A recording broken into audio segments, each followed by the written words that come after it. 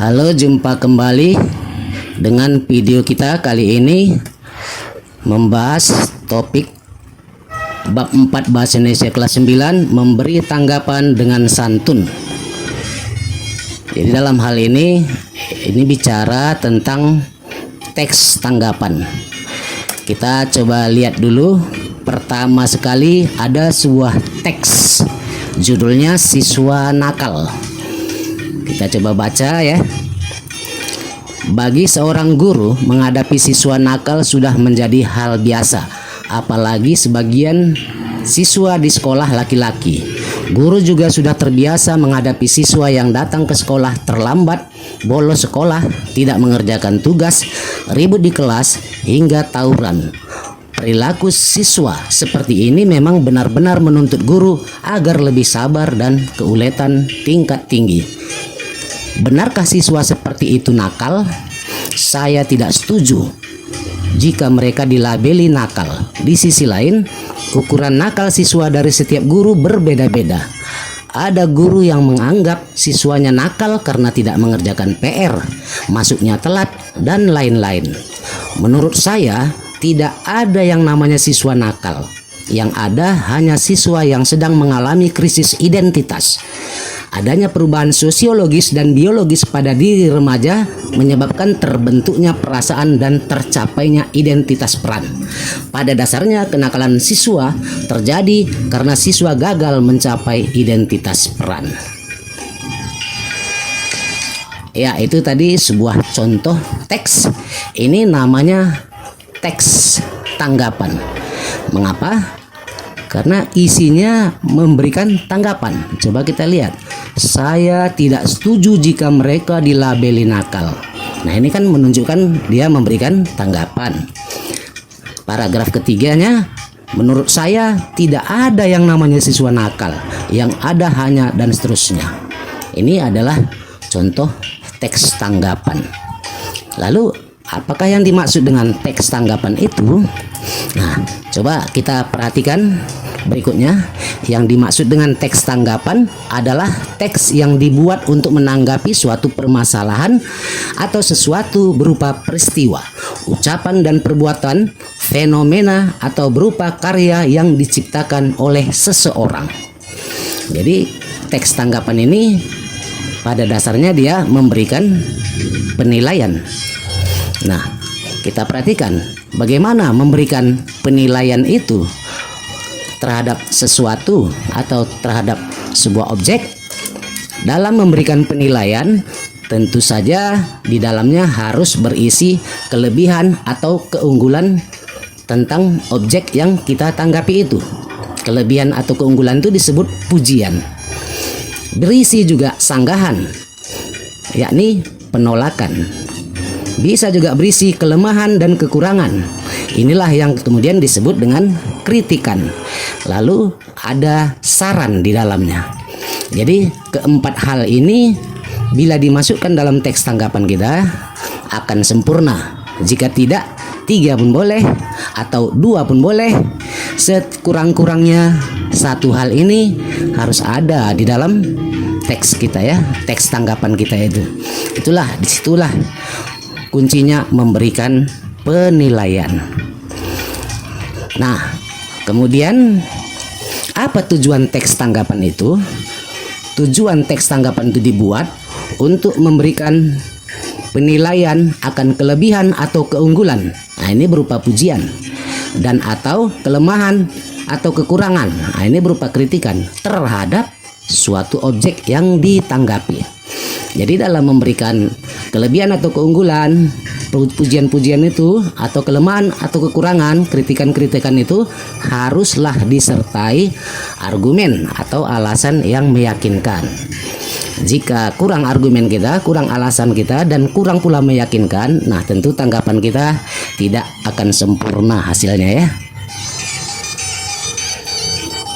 Berikutnya, kalau kita ditanya objek apa yang bisa kita tanggapi, banyak sekali objek yang bisa ditanggapi. Bisa dia berupa buku yang dibaca, bisa novel. Setelah kita baca novel, kita pahami lalu kita beri tanggapan kita. film yang barusan kita tonton, atau sinetron yang ada di televisi, cerpen atau cerita pendek, itu juga bisa ditanggapi. Masalah budaya, keragaman budaya di tanah air, tentang puisi ini bisa dalam bentuk teksnya atau orang sedang baca puisi, kita bisa memberikan tanggapan ya. Peristiwa sosial, kemudian juga tentang lagu, baik ya liriknya ataupun juga tentang penyanyinya. Objek wisata yang ada di sekitar kita juga bisa kita berikan tanggapan. Lukisan yang kita lihat, kecelakaan yang terjadi, tentang lingkungan dekat sekitar kita, bencana alam, gempa misalnya, banjir dan sebagainya, dan lain-lain. Masih banyak lagi yang bisa kita tanggapi objek-objek itu. Nah, syarat tanggapan itu ada dua. Pertama harus objektif, dan yang kedua santun. Ini tidak boleh tidak. Kedua ini harus dipegang erat. Apa yang dimaksud dengan objektif? Objektif itu menanggapi sesuatu berdasarkan apa yang sesungguhnya, sesuai dengan fakta dan kenyataan yang sebenarnya. Jadi tidak dibuat-buat, tidak ngarang-ngarang.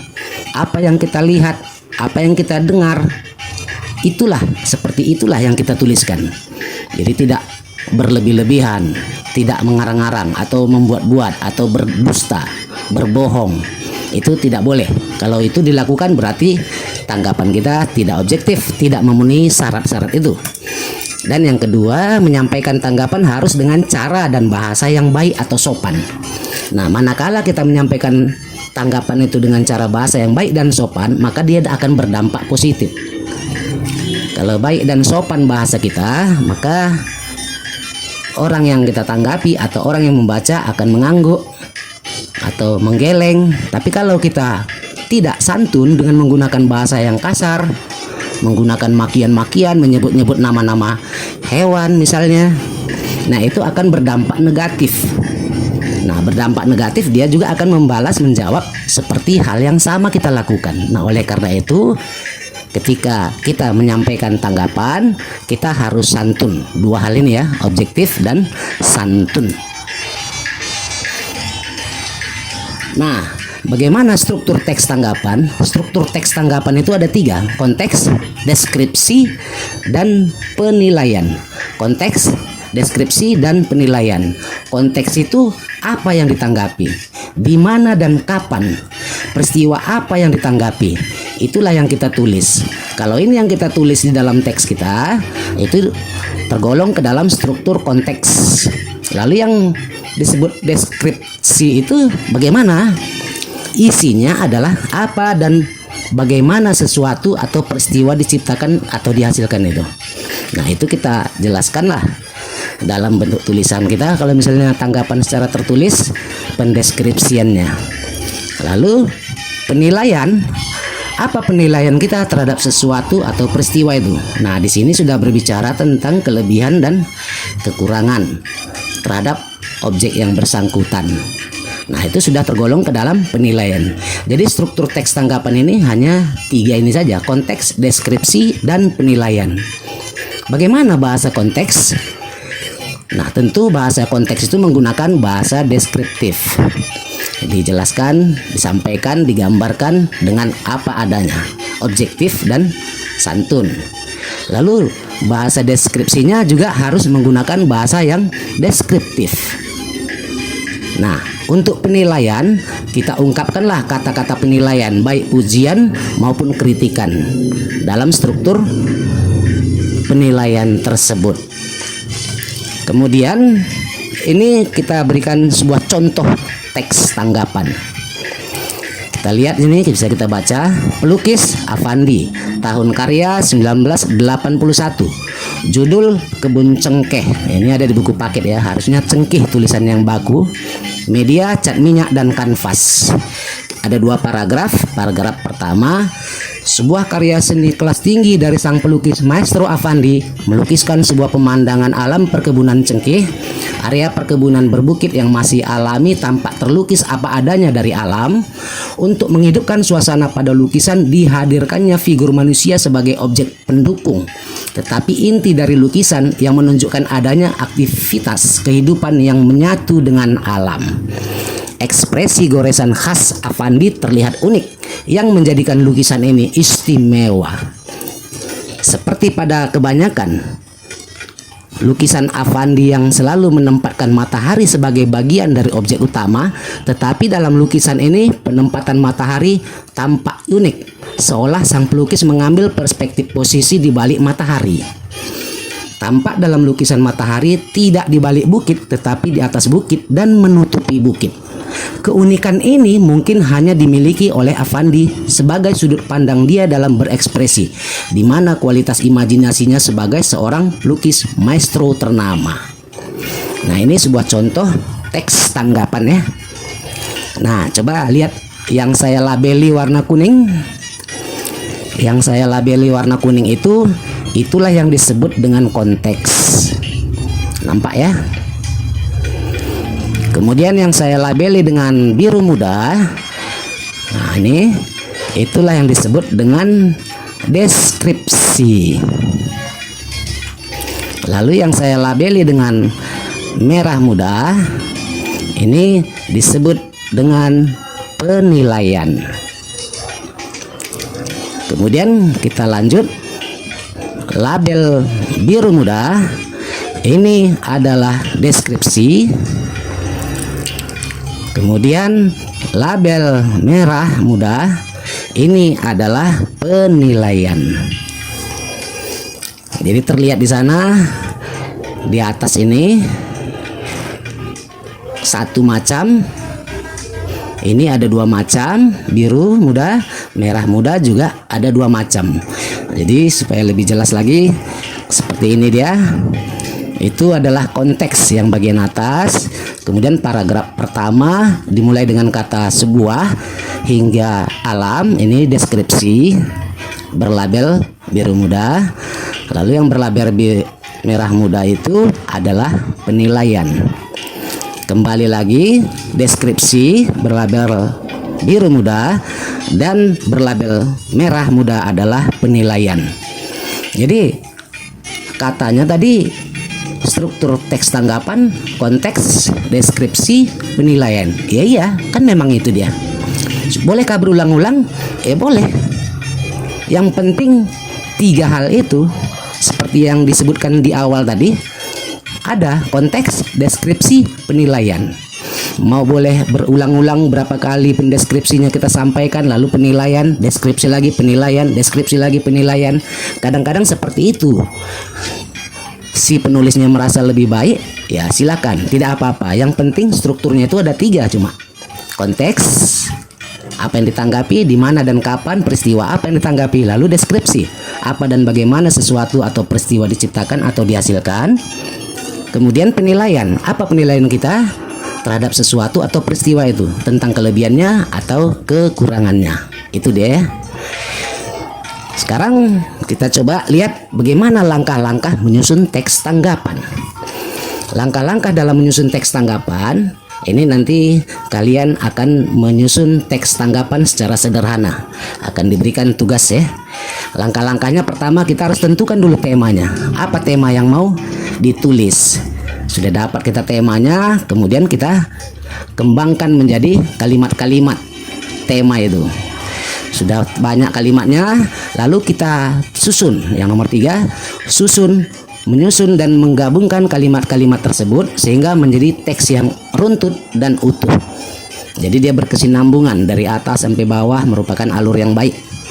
Setelah selesai itu, kemudian mencermati kembali isi teks tanggapan. Inilah yang kemudian disebut dengan menyunting, yang nomor 4 ini ya. Nah, kegiatan menyunting itu berarti membaca ulang kalimat-kalimat yang kita sudah susun tadi itu. Apakah ada kalimat yang terbalik, yang susunannya tidak sesuai, itu perlu diperbaiki. Atau ada yang sumbang paragrafnya atau kalimatnya yang sumbang, itu perlu diperbaiki. atau ada penulisan kata tidak baku, atau menggunakan bahasa pasaran, atau juga banyak menggunakan kata-kata yang tidak baik, itu diperbaiki. Atau juga mungkin salah tulis. Kalau salah tulis, nah ini bisa mengacaukan maksud kita sehingga pembaca itu tidak akan mengerti bagaimana maksud kita. Nah, itulah diperlunya dilakukan kegiatan menyunting. Sudah selesai, ulang lagi, coba lagi, baca lagi, sampai benar-benar yakin kita sudah klop lah, jadilah teks tanggapan kita. Nah, untuk itu kita coba bahas sedikit isi teks tanggapan. Sebenarnya dimulai dengan menggambarkan objek yang akan ditulis. Objek itu tentunya setelah kita temukan tema. Ini sebagai contoh, kalau objeknya tentang lingkungan hidup, ini perlu disebutkan nama objek beserta tempat dan waktu keberadaannya. Hal yang sama bila objeknya berupa kondisi sosial atau keberagaman budaya.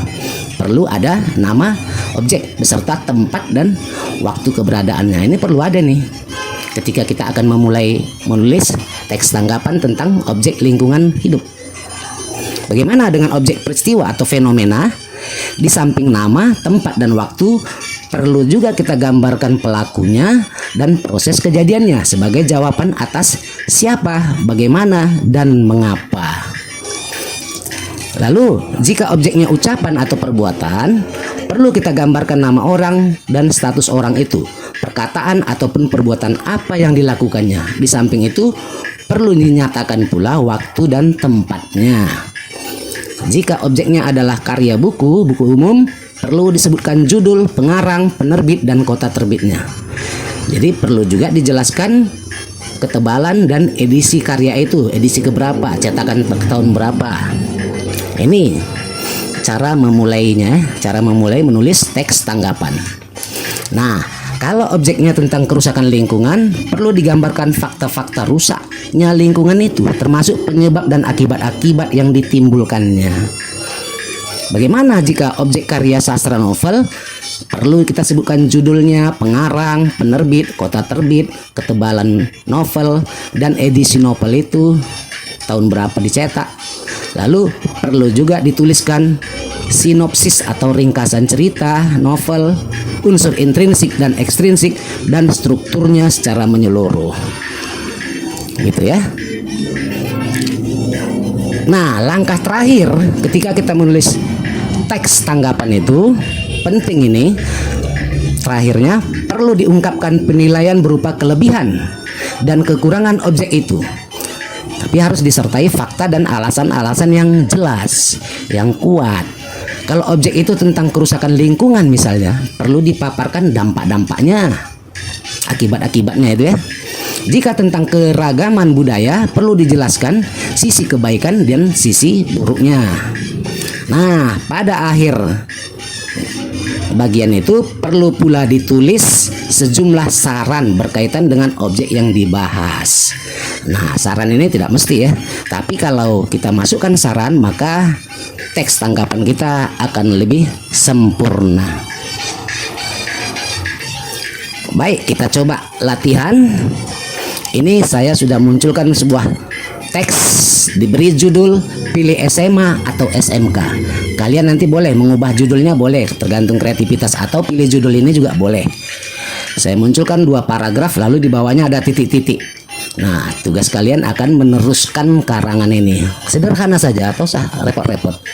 Kita baca dulu. Pilih SMA atau SMK. Beberapa bulan lagi, pelajar kelas 9 akan menyelesaikan pendidikan di tingkat SMP setelah sebelumnya belajar selama 6 tahun di tingkat SD. Kini, belajar 3 tahun di tingkat SMP akan segera berakhir. Tentu dalam beberapa bulan ini akan memutuskan untuk melanjutkan pendidikan ke tingkat SMA atau SMK. Pilihan tingkat pendidikan yang tepat tentu akan membuahkan hasil yang baik bagi masa depan siswa. Sebab kedua jenjang pendidikan itu, baik SMA maupun SMK, memiliki banyak faktor keunggulan dan juga kelemahan. Nah, inilah yang perlu kalian tuliskan semua nanti. Mana bagian-bagiannya? Kita periksa dulu.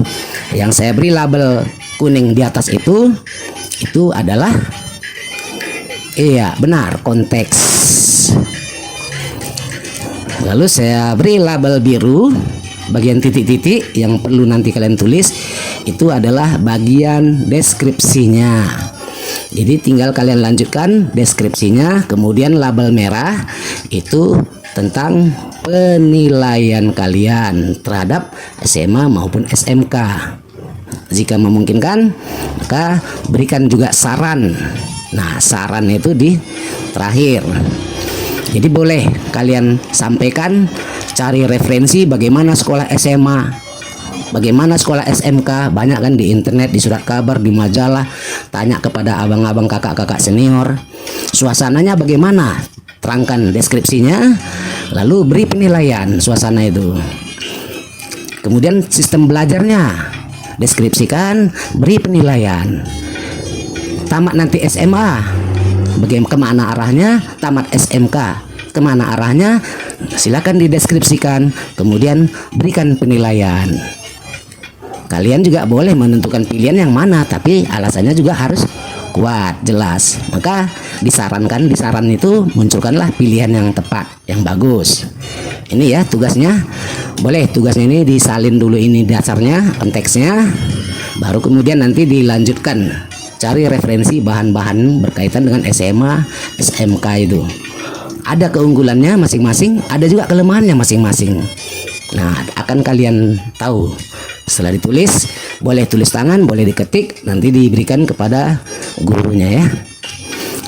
Nah, selesai sudah tentang teks tanggapan. Kita selanjutnya masuk ke contoh soal. Contoh soal ini ada 10 soal pilihan ganda, dikutip dari soal-soal Eptanas dan ujian nasional, serta dari beberapa buku yang berkaitan dengan teks ini. Kalian boleh coba jawab nanti, kemudian nanti cocokkan dengan jawaban yang diberikan. Ya, selamat bekerja, sampai berjumpa lagi, dadah. Selamat ujian untuk 10 soal pilihan ganda.